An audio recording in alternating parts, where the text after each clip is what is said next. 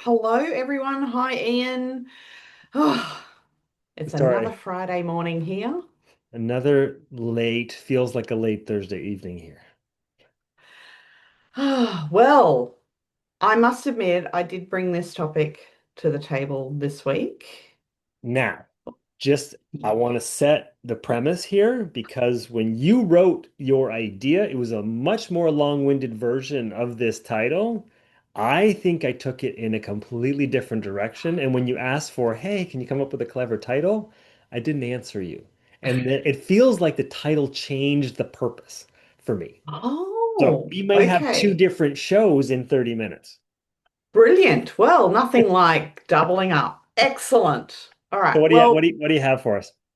okay. So I've just found that I've been in a couple of situations where there's an intention to help and it's not necessarily been received in the way that the intention matches. So you're the helper, trying to help the helpee. Oh, but it's also worked the other way. The So I've helpee wants to also help had, you. yeah. So I was going to start with that one, because that way I'm not putting anyone else under the bus at the minute. It's just me.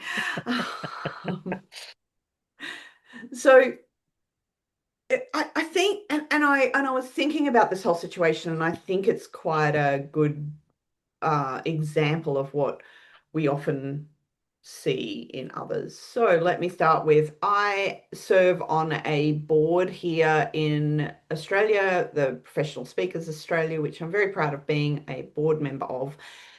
As part of that board, I have one particular portfolio that I share with someone else, and we tag team and we do really well and we work exceptionally well together. However, it is one of the biggest responsibilities on the board. That's why there's two of us, Makes sense. because you need more than one. And I have now been holding that position for a year and a half, and I have gotten into some patterns and habits, not bad habits, but just I've gone, oh, that's what has to be done. Okay, I'll make sure that that works. Oh, okay. Oh, now this thing has to be done. Okay, I'll make that work. And there's this constant feed in, and I keep making it work. However, it's getting a little bit full. Mm. And it's okay when there's two of us, but my lovely partner in this environment went on leave for a month, which is fine because you're allowed to do that. Mhm. And suddenly I felt the pressure. And then we had a board meeting, and I was offered assistance by uh, say, oh, do you need a VA? Do you need any other support? What support do you need? And I was like, no, I'm all good. I've got this. And there's this, and I had quite a reaction to it. I was very strong about, no, I'm good. I'm good. I've got it. I've got it all. I've got it all handled. And now I do have it handled. However, what others were seeing was, but maybe we could do this differently. And Chris, you don't have to sit there and feel like you have to handle it all. Mhm. And there was this really strong resistance in me to accept any version of help. And I certainly didn't like the help that was initially offered because that was no. And there was this really strong reaction in the conversations that happened the week after that. Now, I totally owned that I kind of had a reaction. Oh, Um, over reaction? an overreaction completely. And then, reined it back in and contained myself and got on with it and whatever. Uh, but in the conversations that came after that initial overreaction, I also heard myself um, going, well, sure, a bit of help would be great, but I don't know what that looks like. And why would anyone else know what it is I need anyway? They don't understand. They don't get it. They don't know what it is I have to do. They have no idea. I'm like, oh my goodness. not only was I not communicating effectively about what it is I actually have to do, so nobody can give me any other suggestions that might actually be a better match, but also I just decided that nobody knew what I was going through or what it looked like for me or anything. I wouldn't let them have any relatability. Why is that? Good question. Can we come back to that Oh, question? sorry, I didn't know if I was cutting you short. Mm.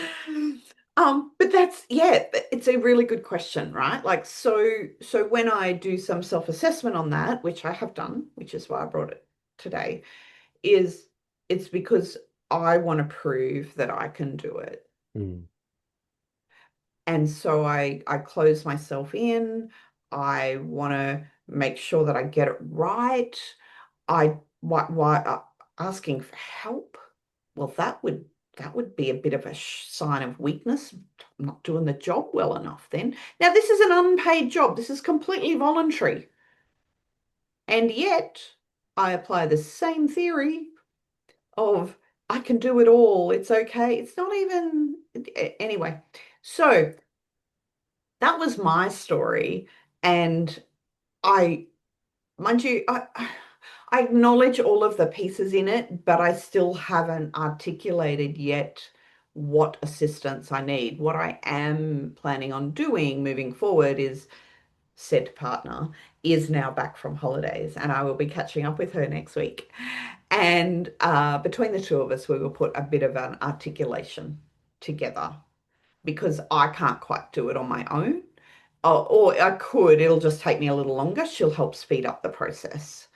And it also means that that's my way of asking for help Mm. because I trust her guidance. I trust her ability to communicate beyond me. So that was so part of this is, others helping and yet they felt hopeless. But then I also had another example where I was trying to help. I have to ask a couple questions about this one though. So, what's your resistance to the help? Uh, I, I'm for me personally, it's always about disappointment. Either I'm going to disappoint myself because I haven't achieved the goal that I thought I could do, or I'm disappointing others because now they have to help me. That'd be disappointing because then that would show that I wasn't good enough. It's And always that. and having to do it alone? Well, the having to do it alone just proves that I can do it alone and it's me against the world, right? It's this constant, it's not as hard as it used to be, but in those extreme environments, I, this behavior gets highlighted where it's like I just have to show that I can do it. I don't need any help. I'm all good. And the people who are offering you assistance or a VA or whatever, why, uh, why is that a bad thing? It sounds like they're I trying to know. be helpful I know. You'd think so. Yeah, yeah. From an outside perspective, that's completely it. Um, for the unpaid position. Correct. And and and the funny thing is that I am the other component that I thought was really interesting is I am also not communicating what help I need. Mhm. So how can I begin to expect help if I don't communicate it?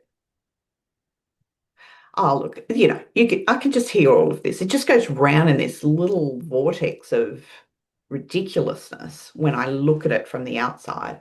When I'm in it, though, it feels really strong. There's this really strong attachment to being able to prove that I'm okay.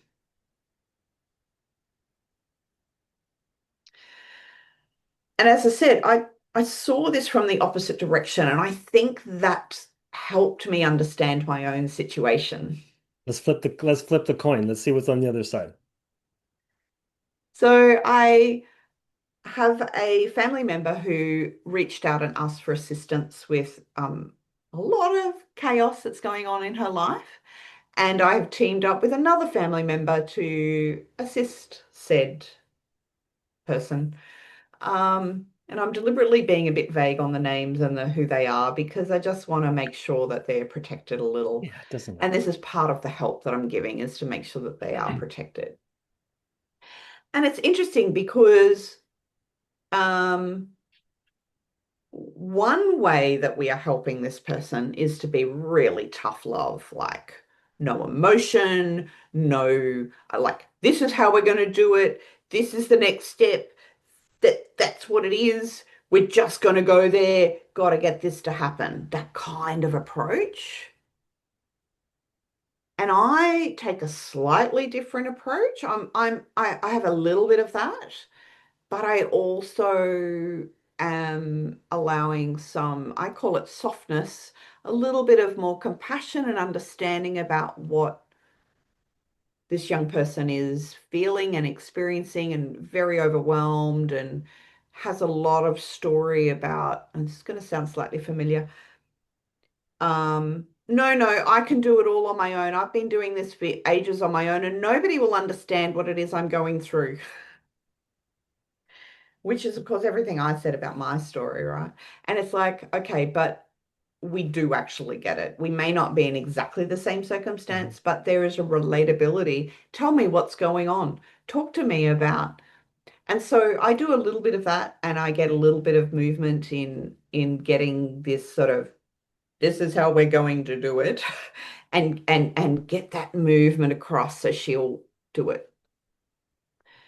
Um, but what I found myself asking the question, are we helping and supporting this person, or are we just pushing them to do things that they're not ready to do? Mhm. And I don't know the answer to that yet. And then I looked at how we handled that. And how we handle that now is we're drilling it right back to the now rather than trying to do this whole what does the future look like? We've got to put these things in place to make sure that the future is handled. When someone's feeling really overwhelmed, what approach we've taken now is like, okay, what do we need to achieve today? What is that thing that doesn't feel quite as overwhelming that we can give you, I don't know, a phrase in how to respond to that email, or send me what you've put together in the email, I'll tweak it and off you go. You're good to go. Like it's seriously down to what I consider very minimal contribution. So I don't really feel like I'm helping that much. But for that person, it's taken the edge off the overwhelm now, Mhm. and it doesn't feel as we're not getting the response that we're pushing too much. Now it's starting to get to the support side. And so it just, but it felt a bit frustrating because we could see what the easy answer would be. That's the tricky thing, is when we can see the answer that we think somebody should get to. That's our version of what we would do if we were them. But we're not them. We are living our own life, doing our own thing with our own experiences, our own fears, our own whatever that get in our way or don't get in our way to achieve stuff. The way I saw this thing play out for me, related to yours here, is that because we're all on our own journey, we all have a different purpose and we all have to go through our own different set of challenges or whatever. For me to tell somebody that they shouldn't or couldn't or they shouldn't go in that direction because they're gonna trip and fall and hurt themselves, it's maybe they need to trip and fall and hurt themselves to learn the thing, to do the thing. So for me, if I use the kind of real life example, me calling off my wedding with my wife 6 months, 3 months before we were to get married and go in a different direction for 6 months to a year. I needed to do that to live the experiences to uncover and heal the stuff I needed to heal. And that wouldn't have happened if I You'd gone listened to ahead. if I listened to everybody around me who said, "You're an idiot. You just go get married because this is the greatest thing that's ever happened to you." Sure, it might have been, but I don't think it would have turned out this way if I hadn't tripped, fallen, explored, and made the mistakes to learn the lessons I needed at the time. Yeah.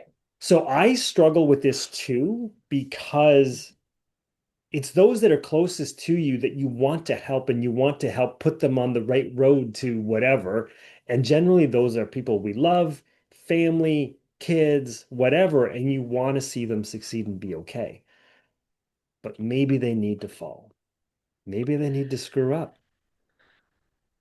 And part of the other piece that is being brought in here, which is like, so also to be sharing and giving them the skills that will help them when they do fall, that they can pick themselves up, and giving them some life experiences, and some extra tools.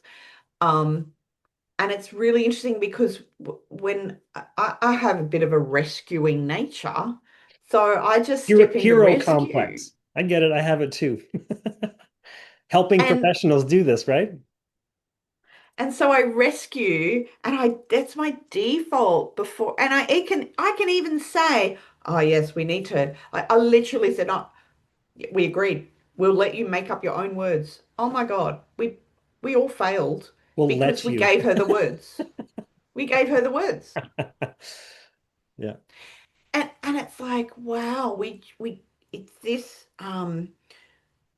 you know, so I just thought it was this interesting conundrum of intention to help, and yet it overwhelms and it pushes, and you have this emotional reaction, and it tends to push people away rather than bringing them in. And so what could we do differently to draw someone into the help rather than pushing them? So this is typically, and for you, people like you and I who want to help out and want to help people get to a better place, there's an initial rush to action when the action isn't what's needed yet. It's about supporting that person and helping them understand what it is that they want, what's important to them, and what do they want to make happen. So once that's kind of uncovered, the other stuff tends to flow a lot better than, you know what? You got to do this. You got to email this person. You got to do it this way. That's what's going to get you to whatever the right solution. Yeah. But they have to be on board with that stuff. And if they're not on board, it's because there's some resistance because they're not clear on what it is that they're wanting to accomplish. And coming back to my example of somebody others helping me, nobody's asked me what it is I need. They're assuming what it is because I haven't got clear on it. So I don't know how they can be clear. No, yeah, so yeah, those uncommunicated expectations and whatnot. It's really ironic, but I guess I shouldn't think that anymore. You know, everything happens for a reason. I did a workshop today on your is your to-do list too long, Oh, right? okay. So you have a to-do list that's a mile long. You have people offering to help you out with your to-do list, but you're like, nope, screw you. I'm good. I got it. I got it. But what we did in this workshop is we got people to like write out everything on their to-do list and then basically gave them permission to revisit or renegotiate something on that list. And Mm. the renegotiation is you understanding what do you want to change about that thing? Do I need support? Do I need help? Should I be reaching out and getting a VA to take care of the burdensome task that maybe is just taking up a lot of time that I could use more valuably for myself on something else? And it's amazing just the idea of knowing that you can renegotiate some of these tasks or ideas was like unburdensome. And some of the people, like in the middle of the workshop, texted their husband and said, "Hey, can you can you do XYZ?" And they're like, "Sure." So, it's just like, And they're what? like, was that easy? How Yeah, did that's all that I needed to happen? do to cut my list in half. That's insane. And it's interesting because there's certain approaches, like in my work life, I do that all the time. I do not have a problem in that. But when it comes to me personally, it's like a personal thing. It, oh, there's a whole set of life skills that I don't have fully and developed yet to actually make that happen when it's so personal. And it's just it's simply emotions that get in the way. But I'm just even tapping into what's the emotion that I'm stuck on related to this thing that I said I need to do. Yeah, and identifying that makes it and so and the other thing I found myself talking to my young person family member was I said to her, Is that story a story or is it truth?" Mm. Perfect. I can say that to others. Now I have to apply it to me. Um, but there's this, It's easier when you're not emotionally connected to the topic, right? So you as a professional, you already have the tool and you can help somebody apply it. It's just maybe getting that break in your story to be able to ask yourself the same question. yes, because it's like you run these stories and they don't actually match what is true. And that's not defining what is truth for someone because there's feelings around a truth and then there's the actual truth. Like Hmm? the undeniable factual, this is all that's needed. So yes, yeah, hmm I'm really curious to know your interpretation of what where you I wanted to, actually yeah. already shared it. So it was Okay. because of the way that I interpret it was I can't help everybody. And maybe I shouldn't be helping everybody because they need to have that journey. I know it's tough because I mean I've have a friend who has a son who deals with uh, drug addiction, Okay. but that might be the journey he needs to go on to get himself sorted, get himself straight so he can help others. There's so many stories of people who have gone to the Gone wrong side of down the into tracks. the, They've yep. ended up going to jail and then but it's in the recovery and in their learning of their new life skills And that then the actually, lives that they've touched yeah, as a it has this result. Yeah. amazing ripple effect outside of that. And if you interrupt that and you're like, no, we're going to rehab, and no, we're like, if they're not on board, if they're not the one driving the bus, it's going to be pulling teeth the entire time. Is it going to really work? And they're probably going to hit that rock bottom at some point anyways. I just don't know how that works. If it was my kid who's going through that, how would I deal with it? And I Because don't the know. emotions would be I'm so already complex. crying about it in the back of my eyes just thinking about that as an option, how hard that could be. Yes. But I'm sitting outside of it. But I also have some other kind of cool stories for myself where I needed to have those bumps in the road. And and it's this balancing act we're finding of where we can lean in and where we need to lean out, and it's actually less of a lean in and more of a, and here's your safety net. That's what we've resolved to for this young person, is we are a new safety net. Now what's really interesting is we go safety net's all good, it feels really uncomfortable. That's the word she's used. It feels Mhm. uncomfortable to have that safety net because she's not used to it and doesn't know how, like, how trustworthy it is. Like, what's the longevity? Are we going to pull the rug out from underneath her? Like, when's it going to collapse? what are the conditions of this What are the con now? Yeah. And we're like, there are no conditions. Like we just gotcha. We've got you. I think in a situation like that, it's making it clear that you're there to help them. Like it's not you're there as a guide if you want it, someone to bounce things off of, someone who can stay emotionally out of it, but can be there as an aid when they're ready. But until they're ready, who knows? Yeah. So I just, yeah, it was really relevant. It was interesting to have the flip side thrown at me over the last 3 or 4 weeks. It's amazing when you're open to your like whatever the topic is, you the possibilities of seeing it from both sides. Yeah. And And getting depend more understanding, right? Right, but like I said, you're open to these as a general rule, right? So when you're experiencing it here, you're often experiencing it in a different way here, and your work life versus your personal life often show up differently because of your emotional attachment to the thing. So in work, unemotional, boom, this is what you do. Personally, I'm freaking out inside. I don't know what to do with myself. I don't know. I did a voice, but anyways, it's like that. It's pretty accurate. So yeah.